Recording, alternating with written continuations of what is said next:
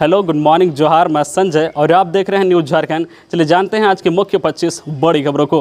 पहली बड़ी खबर की बात करें तो मुख्यमंत्री हेमंत सोरेन ने कहा सभी वर्ग के छात्रों को विदेश जाने का मौका देगी झारखंड सरकार। मुख्यमंत्री हेमंत सोरेन ने हजारीबाग में आयोजित प्रमंडल स्तरीय मेगा परिसंपत्ति वितरण कार्यक्रम के दौरान घोषणा की है कि राज्य सरकार सभी वर्ग के छात्रों को उच्चतर शिक्षा के लिए विदेश जाने का मौका देगी और इसका पूरा खर्च उठाएगी। वर्तमान में यह सुविधा सिर्फ अनुसूचित जनजाति वर्ग के छात्रों के लिए है। हाल में ही राज्य से मरांगोम के पारदेशीय शिक्षा योजना के तहत आदिवासी विद्यार्थियों को विदेश में शिक्षा प्राप्त करने के लिए भेजा गया है। अब इस योजना को सभी वर्ग के छात्रों के लिए शुरू किया जाएगा। मुख्यमंत्री ने सरकार आपके अधिकार आपकी सरकार आपके द्वार कार्यक्रम के तहत लाभुकों के घरों पर योजनाओं का लाभ पहुंचा रही है। अभी तक इस योजना से 2.5 लाख शिकायत दर्ज कराई गई है और 2.2 लाख शिकायतों का त्वरित निष्पादन कर दिया गया है। साथ ही मुख्यमंत्री ने कहा है कि राज्य में 75% नौकरियां स्थानीय को।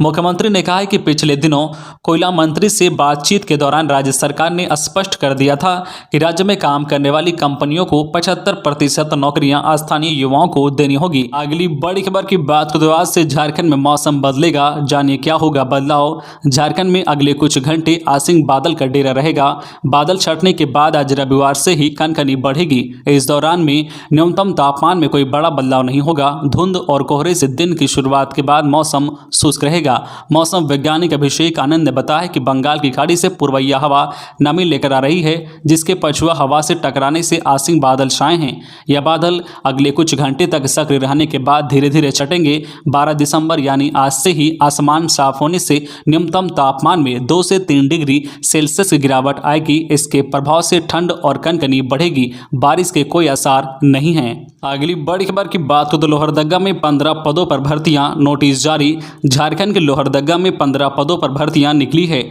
यह भर्तियां national mission on agriculture extension and technology योजना के तहत निकाली गई है। अगर आपने अभी तक आवेदन नहीं किया है तो आप प्रकाशित नोटिफिकेशन को पढ़ें और अपनी योग्यता के अनुसार आवेदन करें।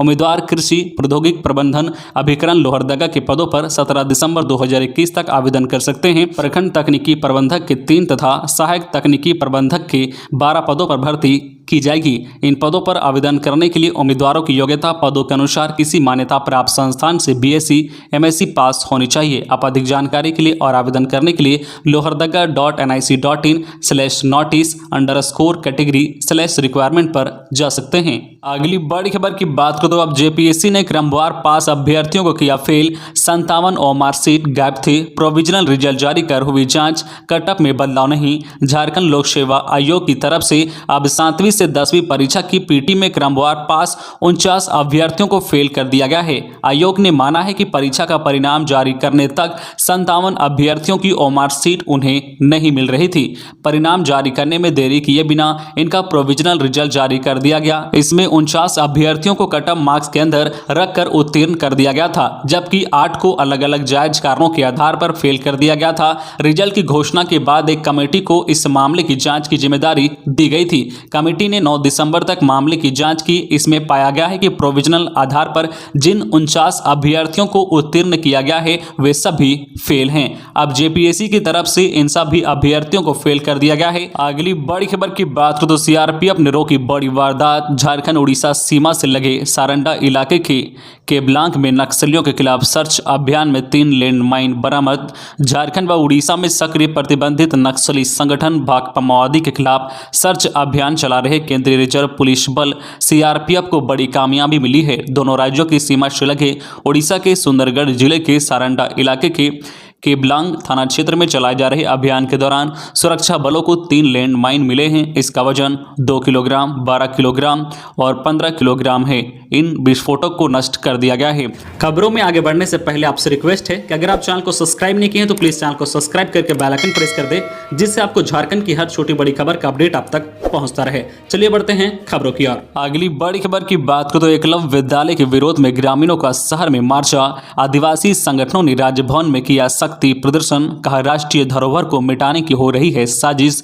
रांची के चान्हो के सिलागाई में एकलव्य आवासीय विद्यालय बनाने को लेकर तनाव जारी है। सिलागाई व आसपास के इलाकों से बड़ी संख्या में ग्रामीण शनिवार को चान्हो से मार्च कर रांची स्थित राजभवन पहुंचे। यहां उन्होंने अपनी मांगों को लेकर प्रदर्शन किया। इस दौरान ग्रामीणों ने रांची डीसी और स्थानीय विधायक बंधु तिर्की के खिलाफ जमकर नारेबाजी की। आदिवासी महासभा के पूर्व मंत्री सह संयोजक देव कुमार धान ने मीडिया को बताया कि वीर बुद्धू भगत देश के लिए लड़े थे, केवल सिलागाई के लिए नहीं। सिलागाई राष्ट्रीय धरोहर है। प्रशासन की तरफ से राष्ट्रीय धरोहर को मिटाने की साजिश हो रही है। राष्ट्रीय धरोहर की समस्या का समाधान ग्राम सभा जैसी चीजों में करना चाहते हैं। हम इसे कतई बर्दाश्त नहीं करेंगे। अगली बड़ी खबर की बात को रांची विधायक सीपी सिंह ने हेमंत सरकार पर साधा निशाना। राज्य में पंचायत चुनाव में हो रही देरी के कारण रांची विधायक सीपी सिंह ने हेमंत सरकार पर निशाना साधा है। आपको बता दें कि रांची विधायक सीपी सिंह ने कहा है कि पंचायत चुनाव को एक्सटेंशन मोड में ले जाने के बजाय अविलंब राज्य सरकार चुनाव कराए।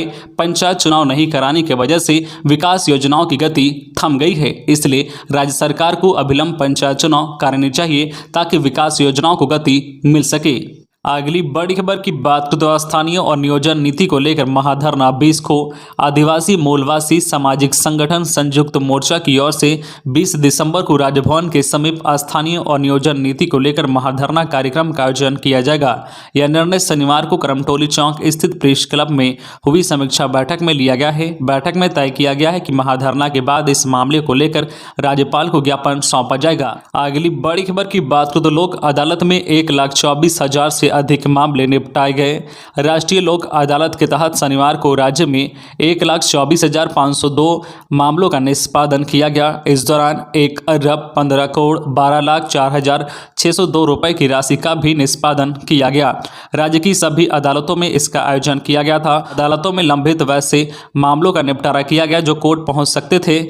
1,01,805 मामलों को कोर्ट पहुंचने से पहले ही निपटा दिया गया, जबकि अदालतों में लंबित 22,652 मामलों का निपटारा किया गया। झारखंड हाईकोर्ट समेत अनुमंडल न्यायालयों और विभिन्न न्यायाधिकरणों में भी मामलों का निपटारा किया गया। इसके लिए सभी अदालतों में विशेष बैच का गठन किया गया था। अगली बड़ी खबर की बात को एनएचएम निदेशक ने रांची के सदर अस्पताल की तैयारियों का लिया जायजा। हर वार्ड का किया निरीक्षण। पीएसए प्लांट को 15 दिन के भीतर शुरू करने का दिया निर्देश। कोरोना के नए वेरिएंट ओमिक्रॉन की आहट के बीच हेल्थ डिपार्टमेंट स्वास्थ्य सुविधाओं को दुरुस्त करने में जुट गया है। एक दिन पहले जहां रिम्स के डायरेक्टर ने कोविड वार्ड की स्थिति का जायजा लिया था, वहीं शनिवार को नेशनल हेल्थ मिशन के अभियान निदेशक रमेश घोलप ने सदर अस्पताल में तैयारियों का जायजा लिया। इस दौरान उन्होंने अस्पताल के नए भवन में बने 20 बेड के आइसोलेशन वार्ड का निरीक्षण किया।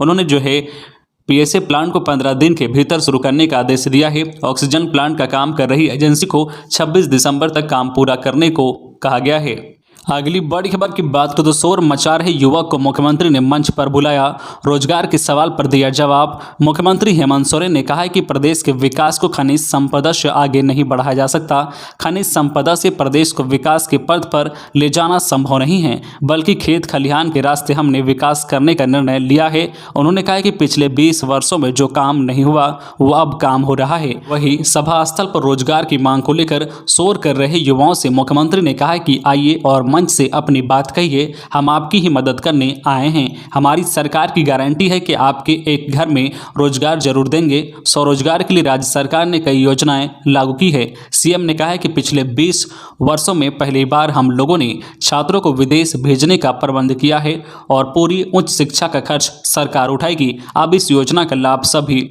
वर्ग के बच्चों को मिलेगा। अगली बड़ी खबर की बात तो पुलिस नक्सली मुठभेड़ से दहला जंगल। भाकपा माओवादियों के गढ़ में घिर गया रविंद्र गंजू का दस्ता। झारखंड के गुमला जिले में भाकपा माओवादियों के गढ़ बनालाद के जुड़वानी केराकोन जंगल में रविंद्र गंजू के दस्ते के साथ पुलिस की शनिवार को मुठभेड़ हो गई। दोनों तरफ से 1 घंटे तक रुक रुक कर फायरिंग हुई। गोली चलने की आवाज आसपास के गाँव के ग्रामीणों ने सुनी। सूत्रों के अनुसार मुठभेड़ के दौरान 5 से 6 बड़े धमाकों की आवाज सुनी गई व रुक रुक कर गोलियों की आवाज आवाज लगभग 1 घंटे तक आता रहा। हालांकि इस मुठभेड़ में दोनों पक्षों में से किसी की हताहत की सूचना अब तक नहीं मिली है। अगली बड़ी खबर की बात करें तो पलामू के श्री राम मंदिर में चांदी के 12 मुकुट चोरी, 48 घंटे में दूसरी बार आस्था के केंद्र को बनाया गया निशाना, 4 लोग हिरासत में। झारखंड के पलामू जिले में चोरों का मनोबल बढ़ा हुआ है। 48 घंटे के अंदर दूसरी बार मंदिर में चोरी की वारदात को अंजाम दिया गया है। मेदिनीनगर शहर थाना क्षेत्र के नावाटोली में स्थित ललित श्री राम मंदिर से चांदी के 12 मुकुट चोरी कर लिए गए हैं। इसके अलावा दान पेटी को क्षतिग्रस्त कर पैसे की निकासी कर ली गई है। चोरों ने दान पेटी का ताला तोड़ने के लिए भगवान शंकर के त्रिशूल का इस्तेमाल किया है। पुलिस ने इस मामले में पूछताछ के लिए 4 लोगों को हिरासत में लिया है। अगली बड़ी खबर की बात करें तो जेल की बाध्यता को हटाए सरकार, झारखंड आंदोलनकारी की चेतावनी, जब तक समान पहचान और समान पेंशन नहीं मिल जाता चैन से रहने नहीं देंगे। झारखंड आंदोलनकारी संघर्ष मोर्चा ने शनिवार को मोरहाबादी में प्रदर्शन किया। इस दौरान हर जिले से आंदोलनकारी मोरहाबादी मैदान पहुंचे। इसमें बड़ी संख्या में महिला पुरुष शामिल थी। इनका सीएम आवास घेरावा का कार्यक्रम था, लेकिन इन्हें पुलिस मोरहाबादी मैदान में ही रोक दी। आंदोलन में शामिल झारखंड आंदोलनकारी संघर्ष मोर्चा के वित्त अध्यक्ष आजम अहमद ने मीडिया को बताया कि जब यहां आतंकवादियों और अपराधियों को 25 लाख दिया जा रहा है तो आंदोलनकारियों को 3000 किस तरह से दिया जा रहा है। उन्होंने कहा कि यह गैर जिम्मेदारन पेंशन है, इसे हटाया जाए। उन्होंने कहा कि जब तक समान पहचान और समान पेंशन नहीं मिल जाता सरकार को चैन से रहने नहीं देंगे। उन्होंने कहा कि झारखंड आंदोलनकारियों को मान सम्मान और पेंशन मिलना चाहिए। 2 घंटे के प्रदर्शन के बाद झारखंड आंदोलनकारी डीसी छवि रंजन को ज्ञापन सौंपकर लौट गए। अगली बड़ी खबर की बात करें तो रांची में 8 पदों पर निकली वैकेंसी, नोटिस जारी। झारखंड की राजधानी रांची में 8 पदों पर वैकेंसी निकली है। इसके लिए रांची जिला की वेबसाइट पर नोटिस भी जारी किया गया है। जो लोग यहाँ नौकरी करना चाहते हैं वो जिला की वेबसाइट पर जाकर प्रकाशित नोटिफिकेशन को अच्छी तरह से पढ़ें और दिए गए दिशा निर्देशों का पालन करें। जारी नोटिफिकेशन के अनुसार रांची में जिला लेखाकार, फार्मासिस्ट, प्रयोगशाला तकनीशियन, वरिष्ठ व्यापार सेवा, टेर डब सेंटर काउंसलर के 8 पदों पर भर्ती को लेकर आवेदन मांगे हैं। इन पदों पर आवेदन करने के लिए उम्मीदवारों की योग्यता पदों के अनुसार निर्धारित किया गया है। इसकी जानकारी के लिए आप नोटिस देखें। इसके लिए ranchi.nic.in/notice_category/requirement/ पर जा सकते हैं। आवेदन की अंतिम तिथि 16 दिसंबर 2021 है। अगली बड़ी खबर की बात करें तो झारखंड आदिवासी सरना विकास समिति का चुनाव 26 को।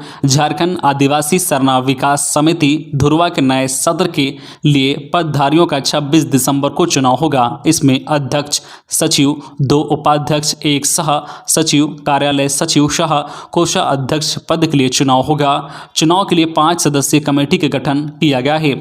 जो है नामांकन पत्र रविवार को शाम 5 बजे दाखिल होगा। 21 और 22 दिसंबर को नाम वापसी होगी। चुनाव के लिए उम्मीदवार एचईसी के सेक्टर 3 इन जो है टाइप धूमकुड़िया सह उप कार्यालय से चुनाव जो है अधिकारी से आवेदन फॉर्म ले सकते हैं। समिति की शनिवार को मेघा उरांव की अध्यक्षता में हुई बैठक में चुनाव को लेकर चर्चा हुई। अगली बड़ी खबर की बात करें तो झारखंड में एनसीडब्ल्यू वर्सेस डीजीपी आयोग का आरोप, महिला मामले पर पुलिस गंभीर नहीं।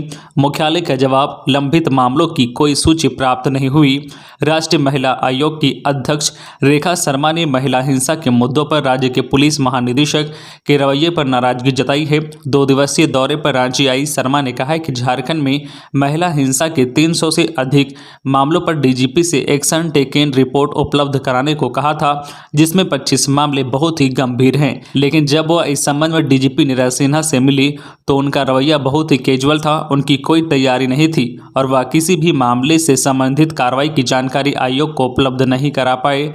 देर शाम पुलिस मुख्यालय ने बयान जारी कर कहा है कि राष्ट्रीय महिला आयोग के लंबित मामलों की कोई सूची हाल में प्राप्त नहीं हुई है। अगली बड़ी खबर की बात करें तो नक्सली प्रशांत बोस को रिमांड पर लेगी सीआईडी। होटवार जेल में बंद एक करोड़ का इनामी नक्सली प्रशांत बोस से झारखंड की सीआईडी टीम 2 दिनों के रिमांड पर लेकर जल्द ही पूछताछ करने वाली है।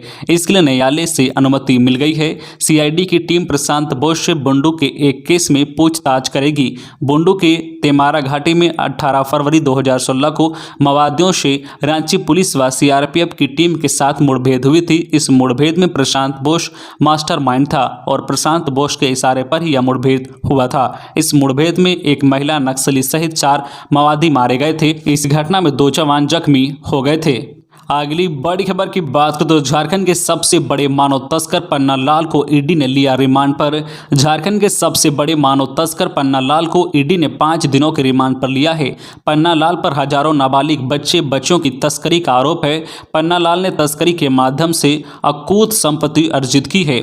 सीआईडी से मिली इनपुट के अनुसार पन्ना लाल 100 करोड़ की संपत्ति की कमाई इस अवैध धंधे से की है। पन्ना लाल और उसकी पत्नी सुनीता वर्ष 2003 से ही मानव तस्करी कर रहे हैं। इनके हर जगह अपने एजेंट भी रखे हुए हैं। अगली बड़ी खबर की बात करें तो ट्रैक्टर ट्रॉली पर बैठकर मंत्री और डीसी ने किया नदी पार। पश्चिमी सिंहभूम के कमरगांव तक जाने के लिए लेना पड़ा जुगाड़ का सहारा। झारखंड के पश्चिमी सिंहभूम जिले के चाईबासा मुख्यालय से करीब 130 किलोमीटर दूर स्थित गुदड़ी प्रखंड के बांधु पंचायत में कमरगांव तक शनिवार को सरकार बड़ी मुश्किल से पहुंची। सरकार को जनता के द्वार तक पहुंचने के लिए बिना पुल के नदी पार करना था, लिहाजा पहले ट्रैक्टर ट्रॉली की व्यवस्था की गई, फिर जो है ट्रॉली पर कुर्सी लगाई गई। इस पर बैठकर झारखंड सरकार की महिला बाल विकास और सामाजिक सुरक्षा मंत्री व स्थानीय विधायक जोबा मांझी तथा जिले के उपायुक्त अनन्य मित्तल कार्यस्थल तक पहुंचे। ट्रॉली पर दूसरे प्रशासनिक अधिकारियों के साथ साथ बड़े पैमाने पर पुलिसकर्मी मौजूद रहे। कार्यक्रम खत्म होने के बाद उपायुक्त ने भरोसा दिया है कि नदी पर नया पुल जल्दी बन जाएगा। तो ये थी आज की झारखंड की टॉप बड़ी खबरें। इसी तरह झारखंड की हर छोटी बड़ी खबर देखने के लिए आप हमारे चैनल न्यूज झारखंड चैनल को सब्सक्राइब करके बेल आइकन प्रेस कर दीजिए, जिससे आपको झारखंड की हर छोटी बड़ी खबर का अपडेट आप तक पहुंचता रहे। तो आज के लिए बस इतना ही, हमें दीजिए इजाजत, फिर मिलते हैं नेक्स्ट न्यूज में।